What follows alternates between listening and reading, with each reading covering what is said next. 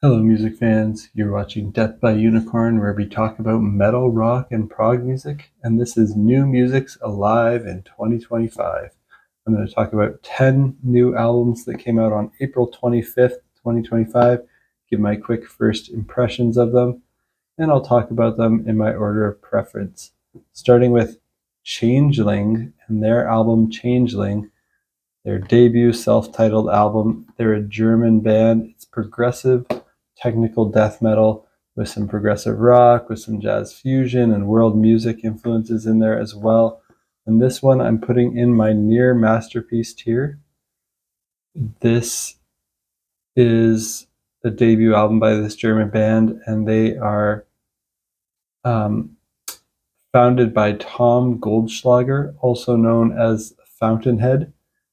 And he has a celebrated career marked by over 100 versatile releases. And here he continues to mesmerize with his fearless creativity and mastery over the fretless guitar. So reading the excerpt from their Bandcamp page here, this 60-minute opus transcends the ordinary, weaving together threads of progressive metal, death metal, jazz fusion, and world music, all beautifully orchestrated with the help of a 50-piece ensemble, a masterclass in musical alchemy. The album enlists an all-star lineup featuring ex-members of Obscura, Fear Factory, Alkaloid, and Vervum, underscoring Tom's global influence and collaborative spirit. Central to the narrative is the highly anticipated Part 2 of Weltseele, an orchestral metal epic that revisits and expands upon Tom's legendary contribution to Obscura's album Acroasis. Each track unfurls like a tale of its own, inviting listeners to lose themselves in intricate rhythms, haunting melodies, and profound themes of transformation and identity. Now, I couldn't have said it better myself. That's really a good summary there on their Bandcamp. The core lineup here is Tom Fountainhead. He's ex Obscura and he's in various other bands. He plays fretted and fretless electric and acoustic guitars, the oud, the keyboards. He does the composition and arrangements here, and he does an amazing job. Mike Heller, who used to be in Fear Factory, is on drums. He's also in some other bands. Aaron McSporran of Vipassi and Vervum on fretless bass. I love the sound of the fretless bass, and he plays amazingly on here as well. Maureen from Alkaloid and Dark Fortress does lead vocals and lyrics. He does a great job too. And there's a large cast of guest musicians, including Bill Hudson of Trans-Siberian Orchestra, Jason Goebel ex Cynic, Andy LaRock ex Death, all doing guest guitar solos here. And there's many more musicians playing instruments like violins, viola, cello, piano, glockenspiel, horns, vibraphone, marimba, flutes, tuba, trumpet, trombones, bassoon, church organ, clarinet, oboe, upright bass, and more. This is the best progressive death metal debut album I've heard since Pleroma by Oregon, which I know was only last year, so it's not like that long of a time. But last year in June, Oregon released their album, and that album's so amazing. This one honestly even rivals that as the best progressive death metal debut from the last few years. So check it out if you're a fan of Oregon, Alkaloid, Obscura, Cynic, The Faceless, and progressive death metal bands like that. It's like a great mix of all those bands, but they bring their own unique variety to progressive death metal. Changeling just has amazing guitar playing. The compositions are epic. They take you on a journey. The vocals are mostly intense and brutal growls, but they do have some clean vocal hooks as well as background harmony vocals and a choir. So this album ends with a prog epic called Anathema that is 16 minutes and 51 seconds long. This album is a must-hear for progressive metal fans who like harsh vocals, and even those who can tolerate harsh vocals but aren't that into them and just want to hear amazing music. Check out Changeling and their debut self-titled album. Next up, I want to talk about Kardashev and their album Alunea. This is the third album by this American band, and it's atmospheric progressive death metal with deathcore, post-metal, and shoegaze influences. This one is also in my near masterpiece tier, and I really thought this band's second album, Kardashev, or Kardashev is the band name, Liminal Right was the name of the second album from 2022. That was also an excellent album. And I enjoyed the two singles I heard from this new one ahead of time, which were Reunion and Seed of the Night. So check it out if you like adventurous, cinematic, extreme metal music like an Abstract Illusion, Neobliviscaris, or Xanthocroid, and you want to hear that combined with the deathcore intensity of Lorna Shore, Fit for an Autopsy, and Whitechapel, but also with some great clean vocal hooks. That's what Kardashev delivers here on Alunea, and the whole album, again, just like the one I talked about before from Changeling, is just an amazing journey from start to finish. This is even better than the last Kardashev album for me. It made me really want to go back and revisit their debut album, which I still haven't heard, but I hope to immediately correct that and go back and hear their older music. Amazing bands, Changeling and Kardashev, bands that I think I'll be following now and putting among my favorites.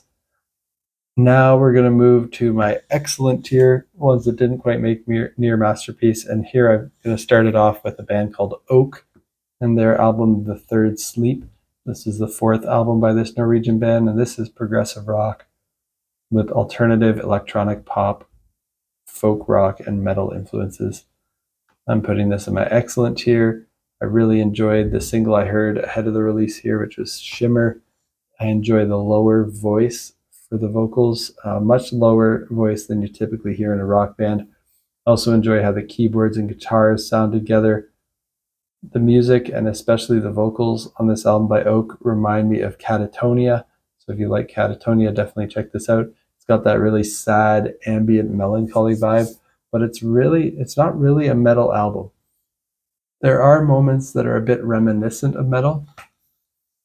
My favorite tracks at the moment are Shapeshifter, which has great piano, and Mellotron is really beautiful. Sensory Overload, which is the album closer. And the last minute and a half of Sensory Overload is the one part of the album that goes into intense extreme metal with harsh vocals. After a great buildup of emotion throughout the whole album, where the rest of the album is soft and beautiful, this explosion of extreme music at the end was surprising to me. It caught me off guard because I didn't think they would go there. But it was also just a really awesome, cathartic release at the end of the album. Shimmer is another great song. So really great album here by Oak. I look forward to hearing what they do next, and perhaps I'll explore some of their earlier material as well. If that sounds good to you. Check out The Third Sleep by Oak. Next, I want to talk about Cosmic Cathedral and their album Deep Water. This is the debut album by this American progressive rock supergroup. I'm putting this in my excellent tier as well. The supergroup features Neil Morse, of course, from Spock's Beard, Transatlantic, Neil Morse Band, Flying Colors, and more. He does keyboards, guitars, and vocals. Chester Thompson, best known for playing with Frank Zappa and the Mothers of Invention, Weather Report, Santana, Genesis, and Phil Collins on drums. Phil Keaggy, a two-time Grammy nominee, on guitar and vocals, and Byron House, another Grammy nominee who's played with many people like Chris Cornell, Dixie Chicks, Dolly Parton, Johnny Cash, Nickel Creek, Robert Plant, and more on bass. The two singles I heard from this Cosmic Cathedral album ahead of time are called Time to Fly and Deepwater Suite Launch Out Part 1. They're both solid tracks. And I really expected this whole album to be solid because these are great players and songwriters. But I didn't expect anything too innovative or mind-blowing here. Unlikely to be on my year-end list. And when I listened to the album, it was pretty much exactly what I expected. Really, Neil Morse seems like the driving force here, and it sounds like very much a Neil Morse album, like Neil Morse's solo albums or Neil Morse band albums, or some of that stuff that you hear from him in Spock's Beard and Transatlantic. And yeah, just really excellent prog rock music with a little bit more jazz fusion influence than what he usually has. There's overtly Christian lyrics on this album and singing about Jesus. So if you're really turned off by that, you might not like that aspect of this. I'm not a big fan of the overly Christian lyrics myself, but I do still really enjoy the music on this album. It's undeniably excellent. The album starts off strong right away with a prog epic that's 13 and a half minutes long called The Heart of Life. Every song on the album continues to hit and accomplish exactly what the band are going for. The Deep Water Suite is a suite of 9 tracks that ends the album. And I kind of wish they just went all in and made it one track to go all in on the prog. Unfortunately, since they split it up into 9 tracks, I'll be disqualifying that one from my year-end list of best prog epics. But it definitely could have been a contender if the Deep Water Suite was really, truly one track. The talent on display from all these players is off the charts. Again, my only criticisms of this album by Cosmic Cathedral would be that I'm not personally a fan of the overly Christian lyrics, and I don't think it pushes enough boundaries or innovates much. And I'm also not really sure how memorable it will be over the long term, since it doesn't really stand out much in the sea of new music that's being released. It's hard for this one to stand out, and just generally in Neil Morse's catalog, it's hard to see how this stands out. So it might not be one that calls for a lot of re-listens, but definitely check it out if you're a fan of Neil Morse or any of the other players in this band. Next up, another one in my excellent tier is an instrumental avant-garde jazz fusion album with progressive metal, gent, and funk influences. This is Panzerballett with Übercode Œuvre. And this is the 8th album by this German band. Really excellent stuff. I thought the band might have been pronounced Panzerballett, like ballet, the dance style, but there's an extra T at the end. So I'm pretty sure it's pronounced Panzerballett. I think I watched some interviews to see how like the interviewers in the band pronounced it, and that's what they said. So Panzerballett. I heard the singles Alien Hip Hop and Pick Up the Pieces ahead of time. Those are both mind-blowingly technical songs. Just technically speaking, this band is maybe the most gifted out of anybody that I talked about on here. And Cosmic Cathedral is pretty damn good, and all those technical death metal stuff that I talked about at the beginning was also great. But this is just crazy stuff. Really good day for technical music. And when I heard those songs, I just had to listen to this album, even though I never heard any of Panzerballett's previous work. The album actually opens up with Bleed, which is an instrumental jazzy Meshuggah tribute. It has saxophone, so that was pretty cool. And it's not just like a straight up cover of the song, like they kind of twist and turn it a lot and vary the Meshuggah song Bleed and bring in all sorts of unexpected twists and turns. Most of the album here is instrumental, but they do have a track, Ode to Joy, with vocals, and it's a twisted, evil, demented rendition of Beethoven's Ode to Joy with multiple female vocal layers and a weird jazzy harmonies, like reharmonization of the Ode to Joy melody. And they even do growl vocals on this. So I never thought I'd hear Beethoven's Ode to Joy with growled vocals, but that's what you get here on this Panzerballett album. And if that sounds good to you, if you want to hear jazz fusion that's very avant-garde and instrumentally technical and has all this gent and metal and funk influence thrown in, check out Panzerballett's Übercode Œuvre. And I've got, wow, I'm only at the halfway mark. So I've talked about 5 of 10 that I'm going to talk about today. This video may be going a bit longer than what I usually do here weekly, but I think these next 5 will be a bit quicker because I'm done with my excellent tier. I'm moving into my very good tier. And the first one I want to talk about is Ghost and their album Skeletá, which is the 6th album by this Swedish band. And it's hard rock with heavy metal and pop influences. I think everything that Ghost has released is very good, but they've never quite blown my mind or managed to become one of my favorite bands, and they always like almost cross the line over to excellence, but I feel like they haven't quite done it for me. I love a lot of their songs. They have some interesting lore. They wear costumes. They have some good riffs and catchy hooks. I've even seen them live, and I enjoyed them really from their look and their satanic lyrical themes.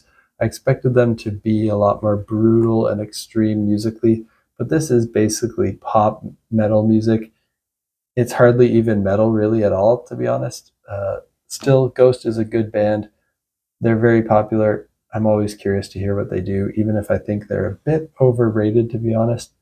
This album was exactly what I expected. A very good, catchy hard rock album, reminiscent of 80s hard rock and even some glam metal, but with more modern sounding heavy riffs.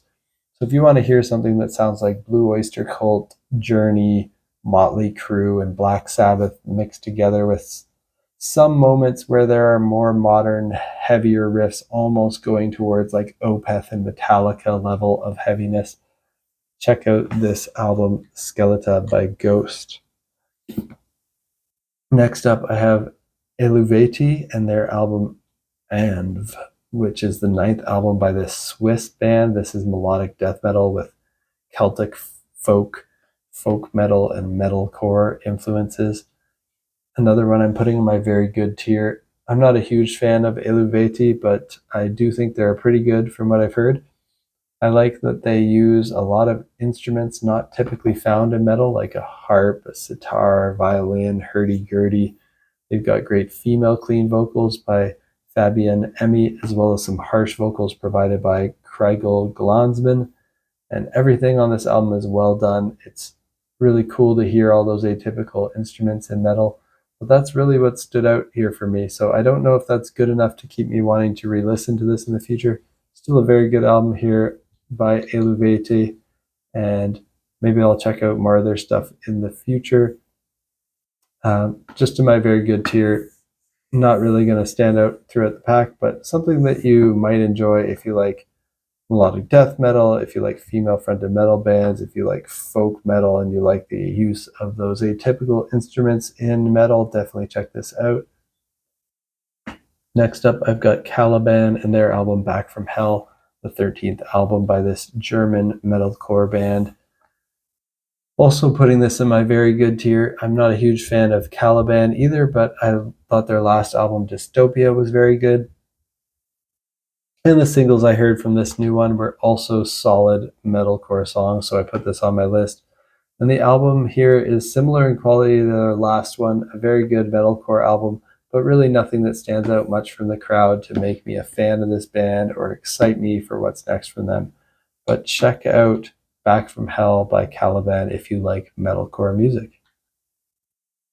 Next up, we're moving to my good tier. I've got 2 albums to talk about here, Machine Head and their album UNATØNED, the 11th album by this American band, and this is groove metal with thrash metal, alternative metal, melodic metalcore, and new metal influences.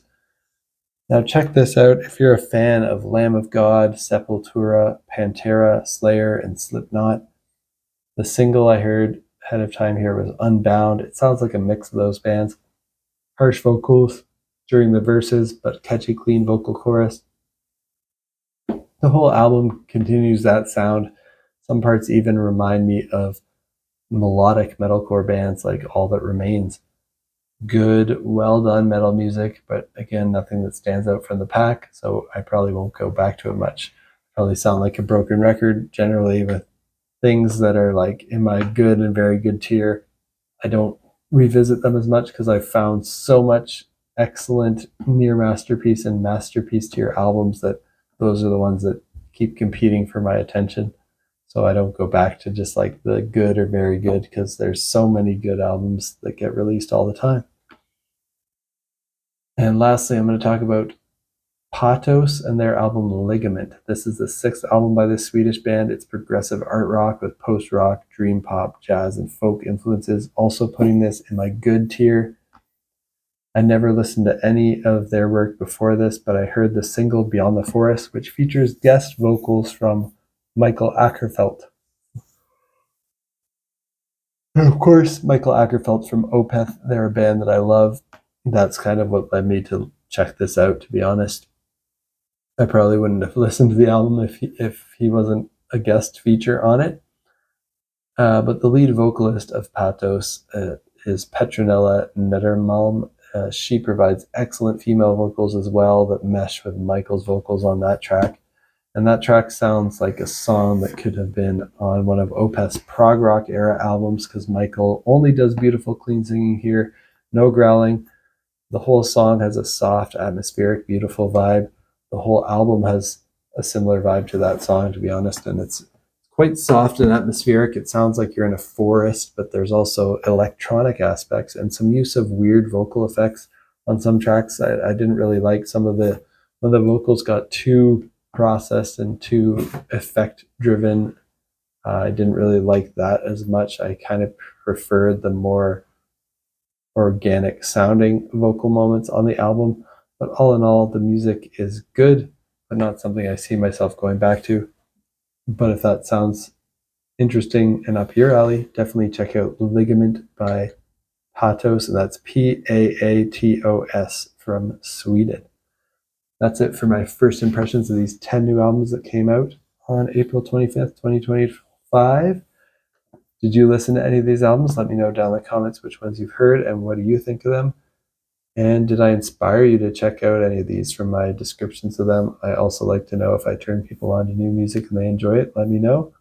And what else came out recently that you think I might enjoy? Also let me know down in the comments. And if you like metal, rock, and prog music, you're in the right place. Hit that like button, hit that subscribe button so that you can stay in the loop when I release new videos. I post my first impressions of new albums that come out generally weekly. So in about a week's time, I'll be posting my first impressions of new stuff that will be coming out in May. Likely my next video will also be my top 10 albums of April 2025. And I'll probably post album release radar video of albums that I intend to listen to in May and June. But as a quick preview for next week, I'll be listening to Gentle Giant's Playing the Fool live. They're redoing that album so that it features the whole 1990 or 1977 concert, which is really cool. I'm interested in hearing that. I don't usually talk about live albums, but that one just sounds really awesome to me, so I want to hear it. Propaganda is releasing At Peace. Lights is releasing A6. Pup is releasing Who Will Look After the Dogs. The Flower Kings is releasing Love, and Yuka and Chronoship are releasing Ribbon Butterfly. So that's what I plan to check out in about a week's time. I'll be talking about my first impressions of those. Hit that subscribe button if you want to hear about that, and stay tuned for next time. Peace out.